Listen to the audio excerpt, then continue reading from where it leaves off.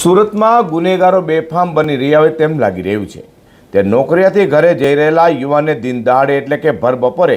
ઉધનામાં બે લૂંટારોએ આંતરે લૂંટી લીધા હોવાની ફરિયાદ નોંધાતા જ ઉધના પોલીસે તરત તપાસ હાથ ધરી એક લૂંટારોને ઝડપી પાડી મુદ્દામાલ કબજે કર્યો હતો। સુરત પોલીસ કમિશનર અનુપમસિંહ ગેહલોત, ખાસ police commissioner sector 1 Vamang Jami, DCP zone 2 doctor Kanand Desai અને incharge ACP C division VM Jadeja દ્વારા લૂંટ, સ્નેચિંગ અને મિલકત સંબંધી તથા સર્વિસ સંબંધી ગુનાઓમાં નાસ્તા ફરતા આરોપીને પકડવા આપેલી સૂચનાને લઈને ઉધના પોલીસ ઇન્સ્પેક્ટર એસએન દેસાઈની ટીમ પીએસઆઈ એસઝેડ પટેલના માર્ગદર્શન હેઠળ પેટ્રોલિંગ હતી।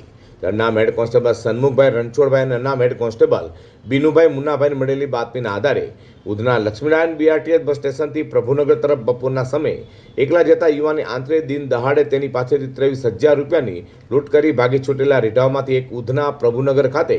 જૂના ગુરુદ્વારની ચાલમાં રહેતા અવતારસિંહ ત્રિલોકસિંહ ભાદાને ઝડપી પાડી તેની પાસેથી લૂંટમાં ગયેલા 23,000માંથી 20,000 કબજે લઈ કાયદેસરની કાર્યવાહી ધરી હતી। ત્યારે ઉધના પોલીસે ભાગી છૂટેલા તેના સાથીદાર લૂંટારોને ઝડપી પાડવા ચક્રો ગતિમાન કર્યા છે।